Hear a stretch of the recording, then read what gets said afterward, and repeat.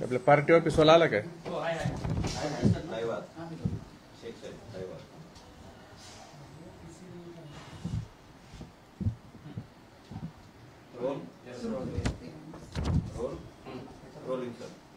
सर्वांना नमस्कार।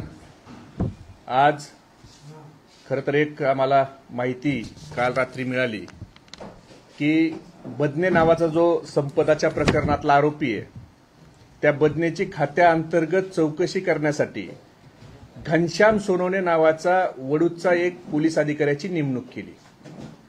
खरं तर मला एक कळत नाही की अशा वादग्रस्त अधिकाऱ्यांना आणि सगळं फलटण वडूद मसवड हे कनेक्टिंग का होतंय? ज्या घनश्याम सोनवणेवर अनेक आरोप आहेत, म्हणजे अक्षरशः एका प्रकरणात हायकोर्टानं त्याला एवढं झापलंय, त्याची बातमी आपल्या चॅनलला छापून आली, आपलं पेपरला छापून आली। त्याच्यात तिथं लिहिलंय, न्यायालयाच्या आदेशावरून वडूद पोलीस ठाण्याचे पोलीस निरीक्षक घनश्याम सोनवणे कोर्टात हजर राहिले होते। खंडपीठाने कठोर भूमिका घेताच ते कोर्टातच घामाघूम झाले। एसी सुरू असताना तुम्हाला एकट्यालाच एवढा घाम का फुटला, असा सवाल न्यायालयाने सोनवणे यांना केला। मग तुम्हाला चांगला अधिकारी देवाभाऊ भेटला नाही का बदनेची खात्याअंतर्गत चौकशी करायला? आणि हा घनश्याम सोनवणे हा अधिकारीच आहे का, ही मला शंका आहे। तर काय आहे तर त्याचं स्वतःचं एक इंस्टाग्रामचं अकाउंट आहे। त्या इंस्टाग्रामच्या अकाउंटला त्यांनी एक पोस्ट केली आणि त्या पोस्टमध्ये मी तुम्हाला वाटलं तर सगळ्याला पाठवतो। त्या पोस्ट केली, मंत्र्याला भेटला, जयकुमार गोरेंना भेटण्याबद्दल आमचं काही म्हणणं नाही, पण पोस्टचं कॅप्शन काय याच्यावरून त्याची स्वामीनिष्ठा ही कुणावर आहे हे दिसून येईल। त्यांनी लिहिलंय त्याच्यात, Jaykumar Gore sir, minister of rural development and Panchayat Raj development of Maharashtra यांची गुरुपौर्णिमेनिमित्त भेट, आभाळागत माया तुझी आमावर राहू दे। स्वतःच्या इंस्टाग्रामच्या पोस्टला जर एखादा अधिकारी असं लिहित असेल मंत्र्याचा फोटो टाकून की आभाळागत माया तुझी आमावर राहू दे, तर हा माणूस निपक्षपाती चौकशी करू शकतो का? याचा विचार महाराष्ट्राच्या गृहमंत्री देवाभाऊनी करावं की ह्याला तुम्ही बदनेची खात्याअंतर्गत चौकशी करायला तुमच्याकडे दुसरा महाराष्ट्रात चांगला अधिकारी नव्हता? आणि हाच बदने, हाच जो माणूस आहे, याचे जर फोटो बघितले तर कशा पद्धतीनं जयकुमार गोरे ह्यांना कार्यकर्त्यापेक्षा देखील कानात जाऊन बोलायचे ह्याचे फोटो आणि स्वतःच टाकतोय। त्याच्या अकाउंटवरचे फोटो आहेत।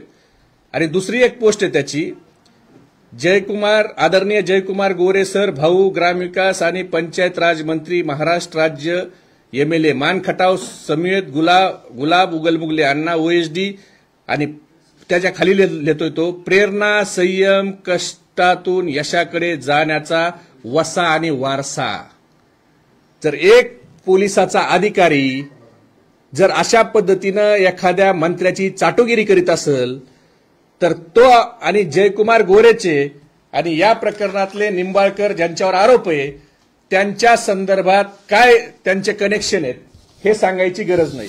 खरं तर ह्या जो सोनवणे, ह्या सोनवण्याची तक्रार 24 ऑगस्ट 2025 रोजी एक पत्रकार आहेत खरात नावाचे, तुषार खरात, यांनी ह्या घनश्याम सोनवणेचं नाव, त्याच्यानंतर राहुल धस ज्या DYSPचं नाव आहे, ज्या DYSPच्या कडे तक्रार संपदाने केली होती, त्यांचं नाव घेऊन तक्रार केली। आणि त्याच्यात काय म्हणलंय, फक्त मी सगळी तक्रार वाचणार नाही, पण पोलीस अधीक्षक राहुल धस व घनश्याम सोनवणे यांनी माझे पत्रकारितेशी निगडीत साहित्य, संगणक, लॅपटॉप बेकायदेशीरपणे जप्त करून माझ्या मूलभूत हक्कावर गदा आणून माझ्या अभिव्यक्ती स्वातंत्र्यावर टाच आणून माझी पत्रकारिता, माझे कार्यालय बंद पाडले। तर हा तुषार खरात काय व्हिडिओ करत होता, तर जयकुमार गोरेंनी एका बाईच्या संदर्भात जे आरोप केले आणि त्या बाईवर गुन्हा दाखल झाला त्याच्या संदर्भात तो सातत्यानं करत होता। मग त्याचा हार्ड डिस्क जमा केले, त्याच्या कॉम्प्युटर काढले, त्याच्या मुलीचं लॅपटॉप देखील त्यांनी जप्त केलं, म्हणजे पुरावे नष्ट करण्याचं काम हे ह्या तक्रारीवरून असं लक्षात येतंय की राहुल धस आणि घनश्याम सोनवणे हे पुरावे नष्ट करण्याचं काम हे राजकीय दबावपोटी करतात। आणि अशा अधिकारी जर संपदा त्या चौकशीत असतील देवाभाऊ, तर संपदाला न्याय कसा मिळणार? तुम्हाला न्यायच द्यायचा आहे ना. कुटुंब मागणी करतंय हो, तुम्ही काय एसआयटी लावत नाही? काय अडचण आहे तुम्हाला एसआयटी लावायला? करा ना निवृत्त न्यायाधीशामार्फत या सगळ्या प्रकरणाची चौकशी. आणि अजून एक गंभीर बाब आहे, काल आता ह्या हायकोर्टच्या ऑर्डर आहे त्याच्यावर त्या सोनवण्यावर ताशेरे ओढलेत, मंत्र्यावर ओढलेत, त्याच्यात मी जाणार नाही कारण हा वेगळा विषय पूर्णपणे. पण ह्या अधिकाऱ्याचं आलं. आणि कशा पद्धतीनं काल परवा पुण्या इथल्या वेस्टिन हॉटेलला खासदार रणजित नाईक निंबाळकर हे तिथं आले आणि तिथं कोल्हापूर क्षेत्राचे फुलारी साहेब देखील तिथं होते. देवाभाऊ तुम्ही होता. नेमकं रणजित सिंह निंबाळकर आणि देवाभाऊ फुलारी साहेबांमध्ये काही चर्चा झाली का? ह्या प्रकरणाविषयी परवा वेस्टिन हॉटेलला काही चर्चा झाली का? असा संशय सगळ्यांच्या मनामध्ये. या प्रकरणाविषयी काही चर्चा झाली का? काही दडपण्याचं त्या ठिकाणी ठरलंय का परवा वेस्टिन हॉटेलला? मग का ह्या प्रकरणात सातत्यानं डिले होतोय? जर पोलीस वरिष्ठ अधिकारी आणि ज्यांच्या भोवती संशय आहे सगळ्या प्रकरणातल्या आरोपांचा, त्यांच्यामध्ये काही ठरलंय का हे देखील त्या ठिकाणी बघावं लागेल. आणि मेडिकल सर्टिफिकेट ज्याचा संपदाने उल्लेख केला की मला दबाव येत होता आणि मेडिकल सर्टिफिकेट त्या भागात कसे बदलतात याचं एक उदाहरण मला आता थोड्या वेळापूर्वी एका महिलेनं, एका आमच्या ताईनं दिलंय. आणि त्यांनी दिलंय त्यांच्यावर जी मिस्टरांवर केस झाली त्यातला जो आरोपी आहे त्या आरोपीने पहिलं मेडिकल सर्टिफिकेट घेतलं ते 14/9/2025 ला. त्याच्यामध्ये मेडिकल ऑफिसरची सही आहे आणि हे मसवडचं आहे बरं का, जे शेजारी मी मसवड वारंवार उल्लेख करतोय ना. आणि तिथं लिहिलंय राईट साईडला जी इंजुरी झाली. तर तुम्ही बघू शकता ही राईट साईडला काय इंजुरी झाली म्हणून मेडिकल ऑफिसरनं दिलंय. आणि नंतर हाच व्यक्ती परत काहीतरी करतो आणि 13/9 हा व्यक्ती परत 13/9 हा व्यक्ती खासगी रुग्णालयात जाऊन दाखवतो. आणि त्या खासगी रुग्णालयामध्ये सांगितलं जातं की राईट हँडला याच्या इंजुरी आहे. आणि परत त्या खासगी रुग्णालयाने सांगितलं राईट हँडला 5/9 म्हणजे 5/9 पहिला जो रिपोर्ट आहे 5/9 ज्याच्यामध्ये इंजुरी झाल्या त्यावेळेला मेडिकल ऑफिसर सांगतात की याच्या डाव्या हाताला इंजुरी आहे, लेफ्ट साईडला, आणि एकदम किरकोळ इंजुरी सांगतात. पण नंतर 5/9 मेडिकल ऑफिसरचं शिक्का, त्यांची सही, तेच हॉस्पिटल. म्हणजे कशा पद्धतीनं त्या भागात मेडिकल पुरावे देखील बदलले जातात. म्हणून संपदाच्या भावाला संशय ना की पीएम करताना मला का हजर ठेवलं नाही, का मला गुंतवून ठेवलं. म्हणजे मेडिकल ऑफिसर हे म्हसवडचं प्राथमिक आरोग्य केंद्राचं हा रिपोर्ट आहे. 5/9 सांगितलं जातं डाव्या हाताला थोडं लागलंय. 13/9 एका खासगी दवाखान्यात तो जातो आणि सांगितलं जातं उजव्या हाताला लागलंय आणि त्या उजव्या बाजूला. आणि परत जाऊन तुम्हाला 14/9 त्या ठिकाणी इंजुरी वाढत जाते त्याची. 5/9 लागल्यावर कमी व्हायला पाहिजे ना, वाढत जाते. हात बदलतो, लेफ्टचा लगेच राईट हँड होतो. म्हणजे कशा पद्धतीनं त्या ठिकाणी खोटे गुन्हे दाखल करण्यासाठी प्रशासनाचा वापर चाललाय हे देखील आपण जर बघितलं तर आपल्या लक्षात येईल. आणि सगळं जर प्रकरण तुम्ही बघितलं सगळं, तर हे सगळं प्रकरण कशा पद्धतीने वाचवलं जातंय. आमच्याकडे ज्ञानराधा नावाची कुटेची मल्टी स्टेट बुडाली आणि त्या ज्ञानराधामध्ये जवळपास लोकांचे 4,000 कोटी रुपयापर्यंत ठेवी अडकल्यात असं ठेवीदार सांगतात. आणि त्या ज्ञानराधाच्या त्या ठिकाणी एमपीडीएमध्ये त्यांच्या मालकाच्या काही संपत्ती जप्त केल्या आणि जप्त करून 80 प्रॉपर्टीचं गॅजेट सरकारने त्या ठिकाणी एमपीडीए मध्ये घेऊन त्या घेतल्या. साधारण 18 मार्च 2025 ला ज्ञानराधा संदर्भात 80 प्रॉपर्ट्या ह्या 18 मार्च 2025 ला केल्यात बरं का. मग 18 मार्च 2025 ला जर ज्ञानराधाच्या तुम्ही 80 प्रॉपर्ट्या अटॅच केल्या तर माझा प्रश्न आहे महाराष्ट्राच्या मुख्यमंत्र्याला की याच संबंधात जे तुमचे लाडके खासदार आहेत, माजी खासदार आहेत, त्यांची जी फलटणची दूध डेअरी आहे ती दूध डेअरी जर तुमच्या 8/8/2024 ची तुमची प्रेस आहे प्रेस रिलीज आहे तुमच्या बीड पोलिसांची, आणि बीड पोलिसांची प्रेस रिलीजमध्ये बीड पोलीस सांगतायत की तपासामध्ये गुन्ह्यातील मुख्य आरोपी सुरेश कुटे यांचे 24,20,000 रुपयाचे 3 वाहने कुटे सन्स डेअरीज लिमिटेड दूध वाहतूक उत्पादक व प्रक्रिया उद्योग निंबोरे शिवारात 65 एकर जागेत असून मुख्य प्रवेशद्वाराच्या आत लहान मोठ्या आकाराची 1 मजली ते 7 मजलीपर्यंत इमारत, त्यामध्ये लहान मोठ्या आकाराची मशिनरी ज्यामध्ये दूध, पाकिट, दही, लस्सी, वाटर, दूध पावडर, पनीर, तूप, श्रीखंड, दुधापासून विविध उत्पादने तयार करण्याचे कारखाने ज्याची कॅपॅसिटी प्रतिदिन 20 लाख लिटरची आहे. डेअरीच्या पूर्व लगत स्वराज्य डिझेल व पेट्रोल पंप सर्वांची अंदाजित एकूण किंमत ही अक्षरी 4,200 कोटी रुपये आहे. असं मी म्हणत नाही. ज्या कुटे ग्रुपनं ते स्वराज्य डेअरी त्या ठिकाणी घेतली त्याच्यानंतर जे मशिनरी लावल्या त्याच्यानंतर जर त्याची एवढी मोठी किंमत झाली असेल तर मग 8/8ला तुमच्या प्रेस नोटमध्ये सांगितलं जातं आणि खाली ते म्हणतात तसेच गुन्ह्यातील आरोपी यांची मालमत्ताची माहिती मिळण्यासाठी भारतातील सर्व राज्यातील नोंदणी महानिरीक्षक यांना पोलीस अधीक्षक साहेब यांच्या मार्फत पत्रव्यवहार करण्यात आला आहे. मान्य नोंदणी महानिरीक्षक कार्यालय महाराष्ट्र राज्य पुणे यांच्याकडून ज्ञानराधाचे चेअरमन सुरेश कुटे व अर्चना कुटे यांच्या नावे असणारी 23S मालमत्ताची माहिती प्राप्त असून त्याने एकूण अंदाजित मूल्यांकन 4,400 कोटी रुपये असून त्यावर मालमत्ता जप्त करण्याची कारवाई करीत आहोत. तसेच एमपीडीचा प्रस्ताव तयार करण्याचे कामकाज चालू आहे. मग जर 8/8ला 2024ला जर एमपीडीचा प्रस्ताव तयार करण्याचं कामकाज झालं तर माझा प्रश्न आहे की ती प्रॉपर्टी जी फलटण तालुक्यातल्या निंबोरेमधली आहे 65 एकराची, जर ती एकटी प्रॉपर्टी तुमच्या पोलीस रेकॉर्डनुसार, माझं काय व्हॅल्युएशन नाहीये, ती जर 4,000 कोटीची असेल तर तुमच्या 28 मार्च 2025च्या 80 प्रॉपर्ट्या तुम्ही त्या ठिकाणी एमपीआयडीला अटॅच केल्या, तर ही प्रॉपर्टी का महाराष्ट्र सरकारने अटॅच केली नाही? का ज्ञानराधाच्या ठेवीदाराचं लक्ष विचलित झाल्यावर तुम्हाला अजून कोणत्या राजकीय गिधाडाच्या तोंडात ही प्रॉपर्टी घालायची का नंतर? आता ठेवीदारांचं लक्ष, ठेवीदाराची संघटना पैसे मिळावेत म्हणून, उद्या 2-3 वर्षानं जर त्यांचं लक्ष कमी झालं तर तुम्ही ही प्रॉपर्टी परत त्यांच्याकडे घालणार? अनेक लोकांनी ज्ञानराधासाठी आत्महत्या केल्यात, अनेक मुलींचे लग्न थांबलेत, अनेक पालकांना त्या ठिकाणी आत्महत्या केल्यात. मग ही प्रॉपर्टी तुमच्याच पोलीस कागदपत्राच्या नुसार असणारी ही तुम्ही का घेतली नाही, हा माझा त्या ठिकाणी प्रश्न आहे. आणि नन्नवरे, ज्या नन्नवरेचा व्हिडिओ आपण सगळ्यांनी बघितला, त्या नन्नवरेंनी देवाभाऊ व्हिडिओ घेऊन आत्महत्या केलेल्या असताना, नाव घेतलेलं असताना, ज्याचं नाव घेतलंय त्या नवरा बायको नन्नवरेचं, तो अजून तुम्हाला कसं काय सापडला नाही, हा प्रश्न त्या ठिकाणी माझ्यासारख्या एक सामान्य कार्यकर्त्याला पडलाय.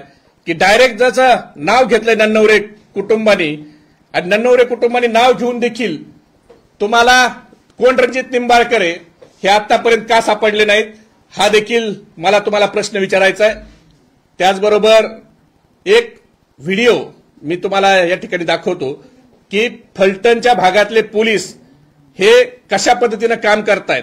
बीडला आले होते, फलटणचं पोलीस जे केंद्र आहे, साधारण नियम असा आहे की ज्यावेळेला एखादा गुन्हा दाखल होतो, जर मुंबईत माझ्यावर गुन्हा दाखल झाला आणि मुंबईत पोलीस जर मला अटक करायला आली तर त्यांनी मी ज्या पोलीस स्टेशनच्या हद्दीत मला अटक करणार आहेत त्या पोलीस स्टेशनच्या हद्दीतल्या पोलीस स्टेशनला कळवायला पाहिजे, तिथले पोलीस कर्मचारी सोबत घेतले पाहिजे आणि मग मला अटक त्या ठिकाणी नियमाप्रमाणे केलं पाहिजे. आणि अटक करायचा कायदा आहे, रात्र जर झाली ना, एखादा आरोपी घरात असेल तर सूर्यास्ताच्या नंतर सूर्योदय होईपर्यंत तुम्ही तिथं बाहेर थांबू शकता, पण त्याला घरात घुसून त्या ठिकाणी अटक करणं हे कायद्यानं त्या ठिकाणी थांबवलेलं आहे.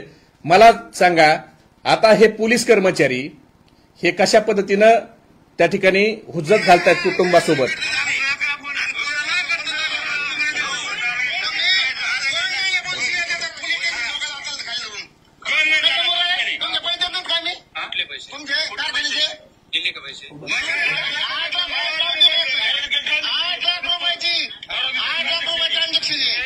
तुम्ही सांगा हा व्हिडिओ आहे, याच्यात बदने स्वतः आहे आणि हा व्हिडिओ 6 मिनिटाचा मी तुम्हाला सगळ्याला व्हॉट्सअपवर टाकून देतो. हा व्हिडिओ 6 मिनिटाचा आहे आणि बदनेन हे कारखाने, मी जे म्हणत होतो ना, स्वराज्य कारखान्याचं वसुली केंद्र हे फलटण पोलीस स्टेशन आहे, फलटण ग्रामीणचं. हे काय पोलीस स्टेशन राहिलेलं नाही.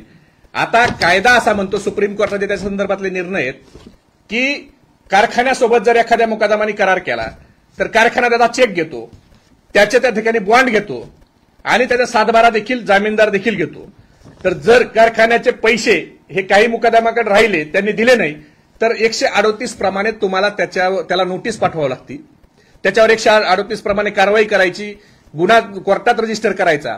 पोलीस स्टेशनला 420चा गुन्हा हा चेकच्या प्रकरणात करू नये असं सुप्रीम कोर्ट सांगत असताना तुम्ही रात्री बेरात्री जाऊन आरोपी आणता कसे? तुम्हाला व्याजासहित पैसे द्यायची तरतूद आहे ना 138 मध्ये.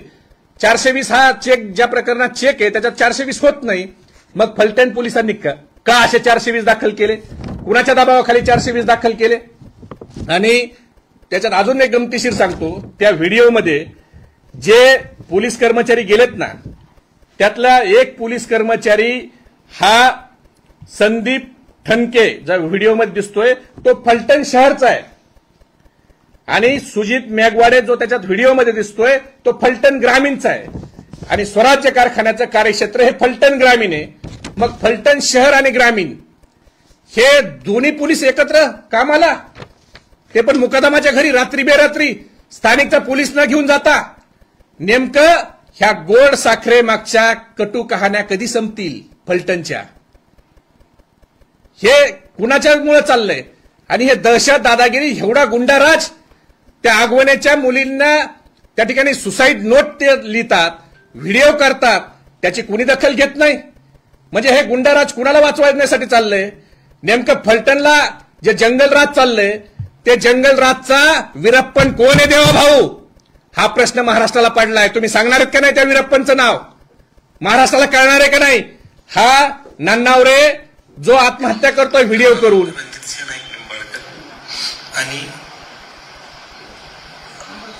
ज्ञानेश्वर देशमुख वकील, नितीन गाडगे देशमुख वकील हेच जबाबदार आहेत आणि हेच जबाबदार राहतील. आमच्या दोघांच्या आत्महत्येच्या पाठीमागे 4 जण जबाबदार आहेत.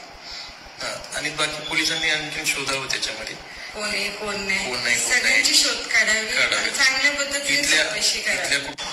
भावाच्या आणि बहिणीच्या आत्महत्येस कारणीभूत मला सांगा, अजून ते दोघं गेले, त्याच्यानंतर त्यांच्या भावानी अंगठा कापला की माझ्या भावाला न्याय मिळत नाही. मग फलटण पोलिसांना रणजित निंबाळकर कोण आहे ह्यातला व्हिडिओतला तो अजून कसा सापडला नाही देवा भाऊ? तुम्ही गृहमंत्री आहेत ना. 2 माणसाचा जीव गेला हो. माणूस काय जीव एवढा सहजासहजी सोडत नाही. जीव हा सगळ्याला प्रिय आहे. काटा टोचला तरी आईची आठवण येते माणसाला. आणि ते माणसं जीव सोडतायत तुमच्या राज्यात आणि त्यातले त्यांनी नाव घेतलेले आरोपी अजून सापडत नाहीत. ही संवेदना आहे काय? म्हणून आमच्या संपदाच्या कुटुंबाला संशय हो. आम्हाला माहिती कळली की संपदानं हातावर सुसाईड नोट लिहिली. मान्य, हातावर सुसाईड नोट लिहिली, त्याचा पेन कुठे देवा भाऊ? त्या आत्महत्येच्या ठिकाणी पेन सापडलाय का? त्या पेनवर नेमकं तुम्ही पेनवर त्या हस्ताक्षरात ज्या हाताने ते पेन लिहिलाय ना त्याच्यावर फिंगरप्रिंट्स कुणाचे आहेत हे तपासायला पाठवलंय का पोलिसांनी? का फक्त संपदाचा चारित्र्य हनन करायची सुपारी घेतली पोलिसांनी? आणि ज्या पोलिसांच्या वरतीचा आक्षेप आहे, जे महाडिक आहेत पीआय, जिने तिचा नंबर ब्लॉक लिस्टमध्ये टाकला, जो राहुल दस डीवायएसपी आहे ज्याने तिची तक्रारीची दखल घेतली नाही, जे धुमाळ तिला नेहमी वारंवार टॉर्चर करत होते, जायपत्रे, पाटील, ह्यांना कधी तुम्ही आरोपी करणार आहेत? आणि कोण खासदार आहे तो ज्याचा तक्रारीमध्ये संपदानं नाव लिहिलं आणि त्याचे 2 पीए? अहो ह्यांची माज मस्ती बघा. ज्या संपदानं 2 पीएचा उल्लेख केला ना त्यातला एक पीए हा शिंदे नावाचा, हा फलटणच्या ग्रुपमध्ये टाकतो महबूब शेखला हे प्रश्न विचारा आणि धमक्या द्या. ह्या फलटणच्या भाजपच्या ग्रुपमध्ये तुम्ही चिथावणी करताय. आणि मी एका पक्षाचा युवकचा अध्यक्ष, विधानसभा लढलेला माणूस, मला फोन केला आणि मला जीव मारण्याची धमकी दिली. असल्या धमकीला बिमकीला मी तर भीक पण घालत नाही. जरा माझी चौकशी करा. माझ्या डिक्शनरीत महबूब शेखच्या भीती हा नावच नाहीये. त्यामुळे तो विषय जाऊ द्या. पण ज्याने मला दम दिला तो व्यक्ती, त्याची हिंमत का झाली दम द्यायची? तर 15/12/2015 कैलासवासी ज्योतिराम चव्हाणचा खून झाला फलटणमध्ये. आणि ह्या कैलासवासी ज्योतिराम चव्हाणच्या खुनामध्ये ज्याने मला फोन केला त्या स्वराज काशीदला DYSP नावाचे त्यावेळेचे चोपडे यांनी अटक केली होती. त्याची इर्टिका गाडी त्या खुनाच्या गुन्ह्यात जप्त आहे. मग त्यावेळेला तो कुणाच्या आशीर्वादाने सुटला? देवा भाऊ, तुम्हीच होते ना 2015ला पण. म्हणून ह्या लोकांचं मनोबल वाढले आणि म्हणून हे माझ्यासारख्याला दम द्यायला बघतात. तर फलटण मधल्या सर्वसामान्य जनतेसोबत हे कसं वागत असतील? मला अनेक व्हॉट्सअप चॅट आलेत. त्या स्वराज्य कसा धमकवतो लोकांना याच्या संदर्भातले माझ्याकडे अनेक चॅट, व्हॉट्सअपचे चॅट आलेत. त्यातला एक चॅट फक्त मी तुम्हाला थोडक्यात वाचून दाखवतो. स्वागत शेठ, आपण एवढे चुकीचे वागू नका. खासदाराच्या सांगण्यावरून आपण माझी व्हॉट्सअप ग्रुपवर बदनामी करताय, तरी मी काही बोललो नाही. तुमच्या हॉटेलला पत्रा दिला तेव्हाच आपण पैसे दिले नाहीत. तुमची 10 गुंठे जागा मी 2015 मध्ये विकत घेतली आहे, त्याचे पैसे पण तेव्हाच दिले. काहीतरी कारण काढून त्रास देणे बरोबर नाही. तुमच्या बुद्धीला पटेल तसे करा, माझा खून करा. पेक्षा तुमच्याकडून आणि खासदाराकडून काय अपेक्षा करणार? हा त्या स्वराजला, जो स्वराज ज्याला दम देतोय ना, तो स्वराज काशीद, त्याला रिप्लाय करतोय की माझा खून करा.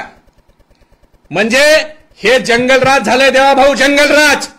अरे फलटण मधल्या माणसाला नन्नवरे एका आमदाराचा पीए हगवणे विधानसभा लढलेला, ह्यांच्यावर जर ही पाळी आली असेल आणि त्यांना न्याय भेटला नसेल तर आमच्या बीडची संपदा ऊसतोड कामगाराची मुलगी, तिचं काय झालं असेल?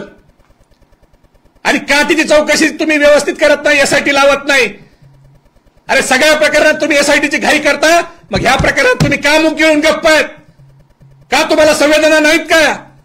तिच्या घरात पोलिसांनी एफआयआर मध्ये सांगितलंय की 7:30 वाजता संपदाचा मृतदेह हा ताब्यात घेतला आणि तिचा शेवटचा लास्ट सीन कधी आहे हे जर तुम्ही बघितलं तर तिचा शेवटचा लास्ट सीन हा 11:13 आहे. मग संपदा काय जीवन झाली लास्ट सीन हे करायला? हा संपदाच्या भावाचा स्क्रीनशॉट आहे. 11:13 तिचा शेवटचा लास्ट सीन आहे आणि पोलीस रेकॉर्डच्या अनुसार संपदाचा मोबाईल आणि संपदाची डेड बॉडी ही पोलिसांनी 7:30ला जप्त केली. मग हा लास्ट सीन 11:13 आला कसा? तो पेन सापडलाय का ज्या पेननी संपदाने सुसाईड नोट त्या ठिकाणी हातावर लिहिली? तो पेन तुम्ही रिकव्हर केलाय का ती सोबतच घेऊन गेली पेन? काय चाललंय नेमकं? एवढ्या शंका का? आणि एका महिलेने मला फोन करून परत एक दम दिला आणि तो दम काय दिला की तुम्ही फलटणला या. म्हणजे बघा तुम्ही दमदाटी करायला किती ह्यांची दादागिरी बघा. कशा पद्धतीनं एक महिला ताईने मला फोन केला. फलटणवरून बोलते, रणजित दादांचे कार्यकर्ते राजश्री रायगुडे, राजश्री विशाल रायगुडे. तुम्ही दादांच्या विरोधात कसं काय असं बोलू शकता? तुम्ही असं चुकीचे आरोप कसे काय करू शकता त्यांच्यावर? मुलीने आरोप केलेले, त्यांनी नाव घेतलेलं आहे का दादांचं नाव घेतलेलं आहे का त्यांनी? माझे खासदार कोण आहे? माझे खासदार इथं निवडून किती गेलेत माड्यामध्ये ते बघा ना तुम्ही. शोधा मग तुम्ही. आम्ही शोधा. मग तुम्ही डायरेक्टली त्यांचं नाव कसं काय घेता? तुम्ही मला सांगा. तुम्ही नाव घ्यायचा संबंध काय? पहिली गोष्ट सांगा. माझा संबंध आहे. पहिली गोष्ट तुमचा संबंध आहे. तुम्ही फलटणला या, मग आम्ही तुम्हाला दाखवतो काय संबंध आमचा पण आहे ती. तुम्ही फलटणला या आणि तुम्ही लय मुकदमांची बाजू. आता ह्या ज्या महिला आहेत, ह्या महिला मला राजश्री विशाल हरगुडे ह्या मला सांगतायत, राहीगुडे ह्या मला सांगतायत तुम्ही फलटणला या. मला काही बोलायचं नाही त्या ताईबद्दल, पण ह्या ताईच्या पतींनी भरदिवसा एका खजूर विक्रेत्याचा मर्डर केला होता आणि त्यात ते अटक होते. त्याच्यात त्यांना अटक पण झाली होती त्या केसमध्ये. आणि नंतर ते कसे सुटले काय सुटले हा नंतरचा पार्ट. मला एका पीडित कर्मचाऱ्यांनी KB एक्सपोर्टचा एक मेसेज केलाय आणि त्या केबी एक्सपोर्टच्या त्या पीडित कर्मचाऱ्यांनी मला सांगितलं की ह्या ताई केबी एक्सपोर्ट शिंदेवाडी फलटण इथं नोकरीला होत्या, तिथं त्यांच्या असभ्य वर्तनामुळे त्यांना नोकरीहून काढलं. हा राग मनात धरून त्यांनी गुंडाला हाताशी धरून तिथल्या अधिकारी कर्मचाऱ्यावर जबर मारहाण केली. त्यावेळी राजकीय दबाव वापरून त्या कंपनी व अधिकाऱ्याच्या कर्मचारी ह्यांच्यावरच गुन्हे दाखल करण्यात आले. म्हणजे ह्या लोकांचं धाडस हे आमच्यासारख्याला फलटण काय केंद्रशासित प्रदेश झालाय का? देवा भाऊ, तिथं परवानगी नाही. तालिबानमध्ये आहे का फलटण? कुठे आहे फलटण? जर आम्हाला आव्हान देत असतील फलटणला या, तर तिथल्या सर्वसामान्य जनतेचं काय, संपदाचं काय केलं असेल यांनी? हा विचार न केलेला बरा. तुम्ही काय हे सगळं त्या ठिकाणी मागं घालताय हे देखील कळत नाही. रत्नदीप निंबाळकरचा एक खून झाला, त्याच्या पत्नीनं मला फोन केला आणि त्याच्या खुनाचे काही मला फोटो पाठवले. अक्षरशः विकृत पद्धतीने मारलाय आणि ज्यांनी मारलाय तो भारतीय जनता पार्टीचा सरचिटणीस आहे. आणि त्यांनी मारताना त्यांच्या कुटुंबाने सांगितलं की सुरुवातीला 302चा गुन्हा हा दाखल करून घेतला जात नव्हता, पण नंतर त्या ठिकाणी ऍक्सिडेंट दाखवायचा प्रयत्न होता असं मला त्या कुटुंबाने सांगितलं.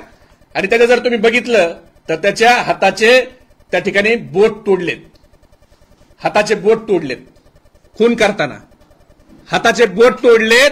एवढ्या विकृत पद्धतीने मारलाय, त्याच्या डोक्यात चिंध्या केल्यात, फोटो बघवत नाहीत. अक्षरशः एवढ्या वाईट पद्धतीने मारलाय. आणि हा आरोपी 12 मार्चला गुन्हा दाखल होऊन अजून पोलिसांना का सापडत नाही? त्याचं कारण तुमच्या पदाधिकाऱ्याचा भाऊ आहे म्हणून. आणि त्याच्या भावाचे, हे देवाभाऊ आम्ही म्हणत नाही, राजकीय नेत्याकडे सगळे लोक येतात, पण त्याच्या भावाचे देवाभाऊ तुमच्यासोबत फोटो आहेत. आम्ही म्हणत नाही तुमचं याला प्रोत्साहन आहे, आम्ही म्हणत नाहीत, पण हे सगळं करून खाली हे राजकीय नेत्यासोबत प्रेशर करतात का? याचा भाऊ आहे म्हणूनच हा सापडत नाही का? याची तरी तुम्ही कधी ना कधी माहिती घ्यावी अशी आम्हाला तुम्हाला विनंती करायची आहे. आणि तुम्ही संवेदनशील असाल तर लवकरात लवकर संपदाच्या प्रकरणात निवृत्त न्यायाधीशामार्फत SIT स्थापन करताल. त्यांच्या कुटुंबाच्या ज्या मागण्या आहेत, जे मधुदीप हॉटेल आहे त्याचं CCTV फुटेज हे संपदा गेल्या तिथं चेक इन झाल्यापासून 2 तास अगोदर ते संपदाचा डेड बॉडी बाहेर काढल्याच्या नंतर 2 तासाचं तुम्ही घ्या. कारण त्याच्या परिवाराला का शंका आली तर ते मधुदीप हॉटेल हे भोसलेचं आहे. हे भोसले कोण? हे भोसले रणजितसिंह निंबाळकर, नाईक निंबाळकरांचे कार्यकर्ते आहेत. आणि त्यांना त्या ठिकाणी त्या हॉटेलवर जर तिथं पीडिता जिचा मृत्यू झालाय तिला तिथं न आणता, तिला तिथं न येऊ देता जर तिचा मृतदेह खाली घेतला असेल, नातेवाईकाला न सांगता हा तिचा मृतदेह खाली आला असेल आणि त्यांना जर त्याच्यामुळं त्यांच्या मनात संशय आणि त्या संशय जर तुम्हाला दूर करावा व्हावा असं वाटत असेल तर एकतर फलटणच्या पोलिसांच्याकडे ज्यांच्या एवढ्या कटू कहाण्या आहेत त्या फलटण पोलिसांच्याकडे तुम्ही अजिबात हा तपास ठेवू नका. तातडीनं महिला IPSच्या त्या ठिकाणी नेमणूक करा आणि हा प्रकरण या ठिकाणी तडीस लावा. त्याचबरोबर या कोण माजी खासदार आहे याची चौकशी झाली पाहिजे. आणि त्या नन्नावरे कुटुंबाचा रणजितसिंह निंबाळकर कोण आहे त्याच्या आत्महत्येला कारणीभूत हे देखील त्या ठिकाणी समोर आलं पाहिजे. ह्या मला तुम्हाला कळकळीची विनंती करायची आहे. आगवण्याच्या कुटुंबाच्या मुलीच्या सुसाईड नोटमध्ये काय आहे, तिच्या महिलेशी बोलताना खासदार कशा गायावाया करतात हे देखील आपण समोर आणावं एवढीच मी तुम्हाला कळकळीची विनंती करतो. आणि फलटणचं जे जंगल राज झालंय याचा वीरप्पन कोण हा जो महाराष्ट्राला प्रश्न पडलाय त्याचं उत्तर देवाभाऊ तुम्ही त्या ठिकाणी लवकरात लवकर महाराष्ट्राला द्यावं अशी महाराष्ट्राची अपेक्षा आहे. महबूबजी, सुषमा अंधारे यांनी पत्रकार परिषद घेत फलटणमध्ये जवळपास 45 ते 50 एकाच नावाची म्हणजे रणजितसिंह नाईक निंबाळकरांची असे नावं आहेत असा आरोप केला होता. त्यांना त्याची माहिती, तुमची काही माहिती आहे का अनुषंगानं? म्हणजे माजी खासदार उल्लेख होतोय पण जवळपास त्या नावाची 45 ते 50 नावं तिथं असल्याची माहिती आहे. माझं काय म्हणणं आहे, 5,000 नावं असतील, 40-45 नाही 5,000 असतील. तुम्ही त्या व्हिडिओमध्ये पुढे जर ऐकलं तर मग हा कोणता रणजितसिंह निंबाळकर आहे ज्याची एवढी दादागिरी आहे आणि ज्याच्या दादागिरीला कंटाळून नन्नावरेने आत्महत्या केली? आणा ना तो समोर. तो एवढा कोण वाघ आहे का तो बिळात लपलाय? तो पोलिसांना कसा सापडला नाही अजून? अहो 2 लोक मिली हो, नवरा बायको मिली, 2 आत्महत्या केली. कुणी मनाने स्वतःचा जीव त्यागत नाही. काहीतरी तळतळ असेल, सहन करण्याच्या पलीकडे गेला असेल. अहो माणसाला जर चटका लागेल म्हणून गॅसच्या जवळ जात नाही, आगीच्या जवळ माणूस जात नाही का? तर माझ्या हाताला जर पोळलं तर मला त्रास होईल. जीव संपवताना काय त्रास होत असेल त्या नवऱ्याच्या कुटुंबाला, त्या संपदाला काय त्रास झाला असेल? त्या संपदाच्या एका मैत्रिणीने मला फोन केला. खरं तर मी तो विषय बोलणार नाही, कारण तिने मला बरंच काही सांगितलंय, पण तिने मला सांगितलंय मला देखील धमकी येतील, मला त्या ठिकाणी मारलं जाईल, म्हणून कृपा करून माझा उल्लेख करू नका. माझे घरचे आई वडील माझं शिक्षण बंद करतील. संपदाची मैत्रीण ती, तिच्या समोर काही गोष्टी काढलेल्या, संपदा तिच्याशी बोललेली, तिने मला सांगितलं, पण एका मुलीचं शिक्षण बंद होऊ नये आणि तिच्या जीवाला धोका निर्माण होऊ नये, ती प्रचंड घाबरलेली आहे, म्हणून मी तिच्या मुलीचं नाव या ठिकाणी घेत नाही. हे कधी संपणार ह्या कहाण्या? आणि मग आणा ना कोण रणजित निंबाळकर समोर, आमचं तर तेच म्हणणं आहे ना. दुसरा कोणता रणजित निंबाळकर आहे त्याची एवढी दहशत आहे? हा रणजित देवाभाऊच्या पक्षाने जी एजन्सी लावली ना, देवाभाऊच्या पक्षाने, आम्ही नाही लावलेली. हे ओपिनियन पोल आहे, प्रोरेक्स रिसर्च ब्युरो. ह्या प्रोरेक्स रिसर्च ब्युरोचा खूप मोठा अहवाल आहे. मी तो अहवाल वाचून तुमचा वेळ घेत नाही, पण यातल्या 2 गोष्टी तुम्हाला सांगतो. त्यांनी अहवालात म्हणल्या, हा काय महबूब शेखचा अहवाल नाही. रणजित सिंह निंबाळकर हे प्रचंड दादागिरीचे राजकारण मतदारसंघामध्ये करीत आहेत.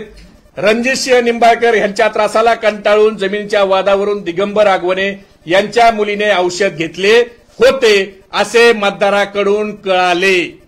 हे मी म्हणत नाही, हे ती एजन्सी म्हणतीये. दिगंबर आगवणे फलटणला नका चालू हो देवाभाऊ, आमच्या मुलीचं प्रकरण बीडला वर्ग करा. का? फलटणमध्ये एवढी दहशत कुणाची झाली? कुणाच्या आशीर्वादाने हे एवढे सांड माजलेत? हे महाराष्ट्राला कळत नाही का? याच्यावर काहीतरी उपाययोजना तुम्ही करणारच का नाही? संतोष देशमुख हत्येपासून जे सुरू झालंय बीड बदनामीचं प्रकरण, किंवा बीड फार चर्चेत राहणार आता सहर झाले. मग संपदा मुंडेच्या हत्या प्रकरण असो किंवा संतोष देशमुख प्रकरण असो, बीड नेहमी चर्चेत का राहत आहे? असं आहे की त्यावेळेस देखील महादेव मुंडेचा खून झाला, त्यावेळेला आंधळे नावाच्या व्यक्तीचा खून झाला.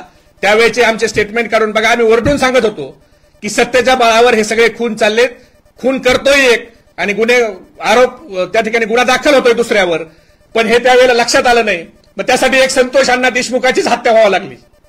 त्यावेळेला ह्या गेंड्याच्या कातडीचं सरकार जे आहे त्यांना जाग आली आणि त्या संतोष देशमुखच्या त्या ठिकाणी हत्येला ज्यावेळेला मीडियाने दखल घेतली त्यावेळेला ह्यांच्या कानाचे पडदे थोडे हल्ले, थोडे, पूर्ण मी म्हणणार नाही. मग संपदाचं आता आत्महत्या झाली आणि ती संपदा बीडची होती, लढवय्या होती, म्हणून तिने कागदपत्र त्या ठिकाणी गेलेत. अहो हगवण्याच्या व्हिडिओ केलेत हो. फक्त संपदा ही बीडची होती आणि त्या ठिकाणी मीडियाने थोडं लक्ष दिलं, म्हणून आज तुमच्या सगळ्याच्या सहकार्यामुळे संपदाला न्याय मिळेल अशी तिच्या घरच्याला अपेक्षा आहे. आगवण्याच्या बायकोने काही तक्रारी केल्या नाहीत? त्यांच्या मुलीने आत्महत्येचा प्रयत्न केला नाही? केला ना. सुसाईड नोट नेली, त्या नवऱ्याने व्हिडिओ करून आत्महत्या केली नाही? केली ना. पण त्याची दखल नाही घेतली या सरकारनं.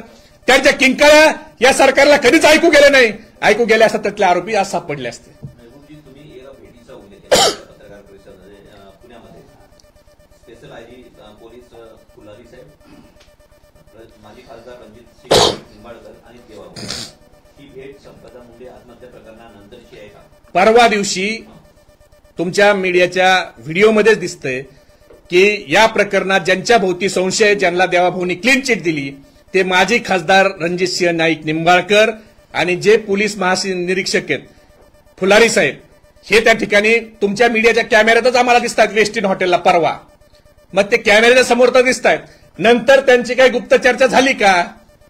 झाली असली तर त्यात काय ठरलंय? काही ठरलंय का? आणि चांगले मग घनश्याम सोनवणेसारखे अधिकारी का नेमणूक केली जात आहेत? मग नेमकं कुणाला वाचवण्याचा काही प्लॅन ठरलाय का? हा प्रश्न पडणार नाही. ज्याच्या भोवती संशय आहेत त्यांच्याबरोबर सगळे वरिष्ठ पोलीस म्हणजे अधिकारी जर हजर असतील तर निपक्षपाने चौकशी होईल का? हा त्या कुटुंबाला जो पडलेला प्रश्न आहे, चिन्ह आहे, त्याच्यावर शिक्कामोर्तब होतो. शिक्का, हे आमचं म्हणणं आहे.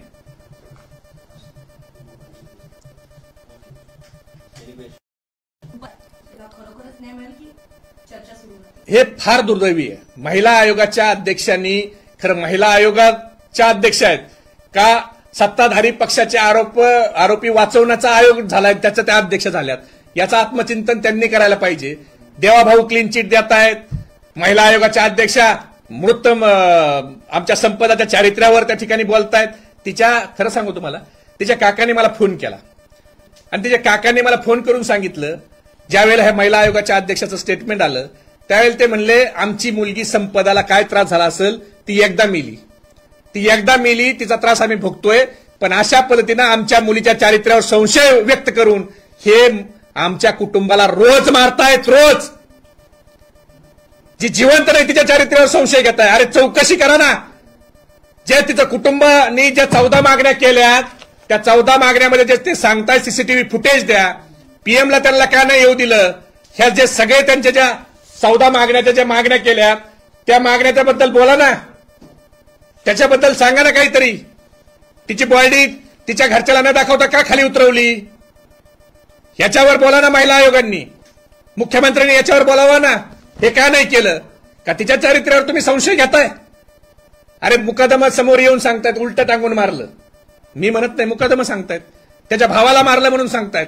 अनेक बांगर असेल, राठोड असेल, गरकड असेल, कितीतरी मुकदमाने सांगितलं त्यांच्या काय कहाण्यात. म्हणजे ह्या सगळं जर बघितलं तर संपदाला कशा पद्धतीनं तिचं झालं असेल हे संपदाला आणि देवालाच माहिती. आणि खरा जर तपास केला तर महाराष्ट्राला माहिती होईल. पण देवा भाऊ, त्या देवाला माहितीये, तुम्हालाही माहित असेल. पण आमची माफक अपेक्षा आहे ह्या प्रकरणात तरी राजकारण बाजूला ठेवून पारदर्शक चौकशीसाठी तुम्ही पुढे यावं.